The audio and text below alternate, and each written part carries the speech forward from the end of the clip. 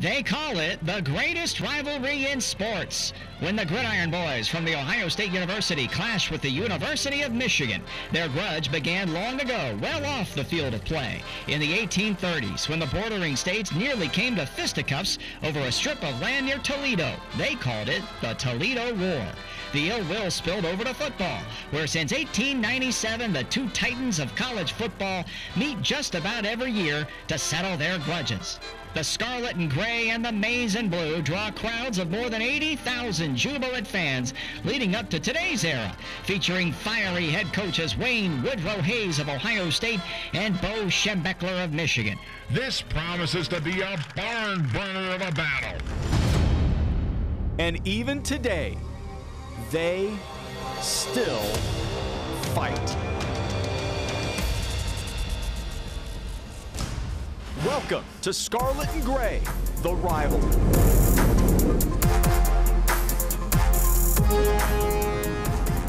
It's not just called the Big House for fun, it is a fact. Michigan Stadium in Ann Arbor stands as the largest football stadium in the United States. More than 112,000 fans can jam in here, and they will all be here tomorrow at high noon as Scarlet and Gray once again will lock horns with Maize and Blue. With that, we welcome you live here to Ann Arbor. Again, Ohio State tomorrow stands as a 12-point favorite in this game, which matters zero to anyone who has ever seen a game in the rivalry. We're joined tonight by Coach Bill Connelly, former Buckeye player, former Buckeye assistant coach and recruiting coordinator. You were a part of this game 20 times. When you come back here to Ann Arbor, is there one game in particular you think of that maybe stands out more than the others? Well, I think the one, Jared, that happened in 2001. Yeah. And Jim Tressel had taken over as the head coach. Remember, he promised that day in the arena. That's he the year said, before. "You'll be very proud of our guys in Ann Arbor."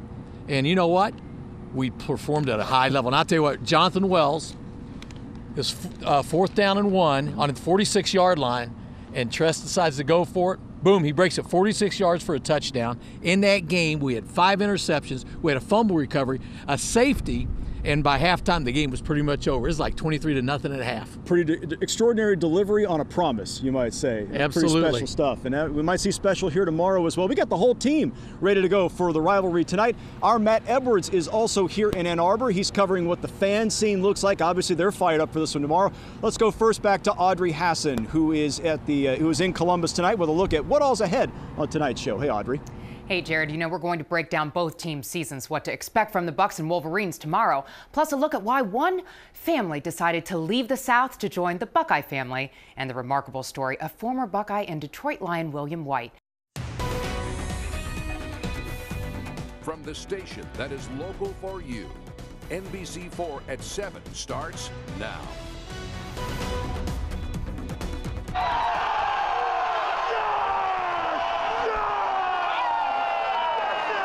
Victory belongs to the Buckeyes tonight. It was a tough fight in Ann Arbor, but the Scarlet and Gray beat that team up north 31-20, a win that has all of Buckeye Nation singing.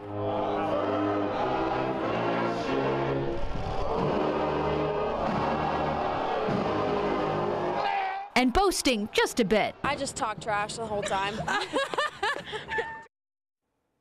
You got to talk a little trash. Thanks for joining us at 6 o'clock on NBC4. At 7, I should say. Where does the time go? I'm Katie Farrell. If you were watching, you know things did not start out well for the Buckeyes, but they rallied back against the Wolverines even after JT Barrett left the game injured from a hit that had nothing to do with another player. Our team is covering every angle. Jason Aubrey followed fans here at home through the emotional game. Matt Edwards is in Ann Arbor with how fans reacted there. But we will start with Jared Smalley live at the Big House with how the Bucks managed to pull this one off. Jared.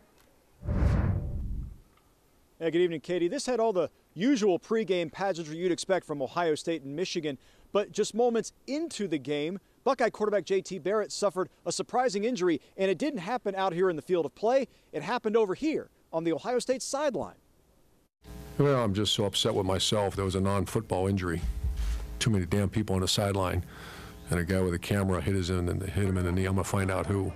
Urban Meyer incensed as JT Barrett aggravated an existing injury to his right knee after being struck by a sideline photographer. My knee kind of shifted in, which has happened before. It was just, my knees twisted on me, and it's not anything too crazy. Like, I played with it like I said, this whole year. Well, he's the toughest, he's one of the toughest guys I've ever been around. Barrett battled on. The Buckeye offense bogged down early, trailed 14-0, but found a spark in the second quarter when Barrett runs 21 yards for Ohio State's first score. And moments later, he found Marcus Ball for a 25-yard touchdown, tied at 14 at the half. Third quarter was when we realized Barrett was actually injured. Comes up ailing after this tackle. He would never return to the game. Enter redshirt freshman Dwayne Haskins, who ends up delivering his own magic. The scramble sets up the go-ahead touchdown from J.K. Dobbins, and fourth quarter, the defense makes its biggest play. John O'Corn picked off by Jordan Fuller. The Bucks then put it away. Mike Weber, 25 yards out, and Ohio State beat blue again.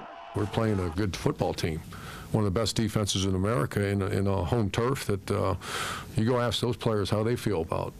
They gave everything they got. It was really unreal, honestly. The first person would think that you'd be nervous, and honestly, I wasn't. I had the O-line, I had the receivers, Billy, and everybody else was behind me the whole entire way. And I got the snap, and we just moving the ball down the field and play by play, it happened. But the kid's a gifted freak athlete.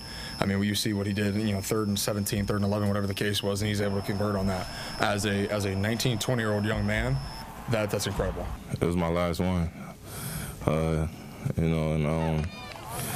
never lost against a team I know. And it feels great to say that.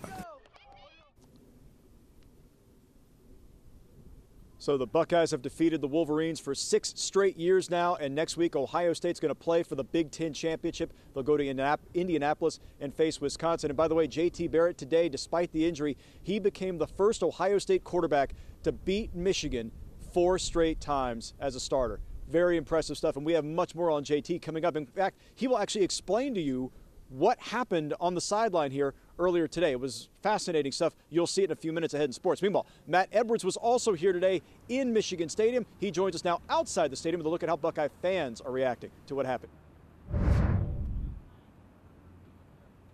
Yeah, Jared, J.T. Barrett will tell you these wins might come often, but they certainly never come easy. It was another nail-biter today, tied at halftime, but it was another ending that had Ohio State fans pouring out of a packed stadium, smiles on their faces once again. Buckeye Nation, it's us, we, our family, it's everything about us. And now the nation has arrived at its final destination of 2017. The book, the 500-page book is finally coming to an end. It ends in Arlington, the site of one of Ohio State's greatest moments. But to make a new memory, they'll have to go through a Trojan army. This is going to be an electric football game. We're 2 conference champions playing against each other, and I don't think that should ever be lost in the conversation piece of what college football is really all about. We feel like if we win this game, then we could be, one of the top teams in, Ohio State history. A rivalry decades in the making, and it's renewed here. Welcome to Scarlet and Gray, live in Arlington.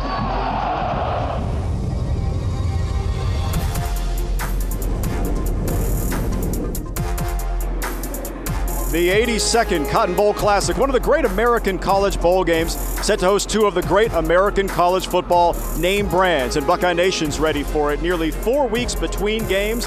Hungry to see the Buckeyes try to end the season with a 12th win, which would do wonders for the program. And just moments ago, the Buckeyes arriving here at AT&T Stadium. Urban Meyer greeting every player as they walk into the locker room, the same locker room Ohio State used 3 years ago when they won the national championship right here on this field. Welcome live to AT&T Stadium. I'm Jared Smalley. We're glad you joined us here tonight for Live in Arlington ahead of the Cotton Bowl. Ohio State versus USC. The Buckeyes in their season finale, trying to finish what would be a remarkable season for Ohio State, perhaps a top 5 finish. Already the Big Ten champions this season, yet not playing for their ultimate goal, which is, of course, the college football playoff and a spot in the national championship. Some of the players getting loose at the moment, getting ready to go for what is going to be a big night ahead. Ohio State and USC facing off for the 24th time in their history. USC has dominated the series of late. Both teams enter the game with 11-2 records, identical, both as conference champions. The Buckeyes stand as the only team in America with a top 10 rated offense and a top 10 defense. And on offense, they found some incredible run-pass balance. We'll get more into that shortly. USC's offense ranks 15th in the country, but you know all about the quarterback and the problems Sam Darnold can create. The Trojans' defense, however, ranks just 76th in the nation. That is something to keep an eye on in this game. Urban Meyer says it is a golden opportunity for his team to prove its worth.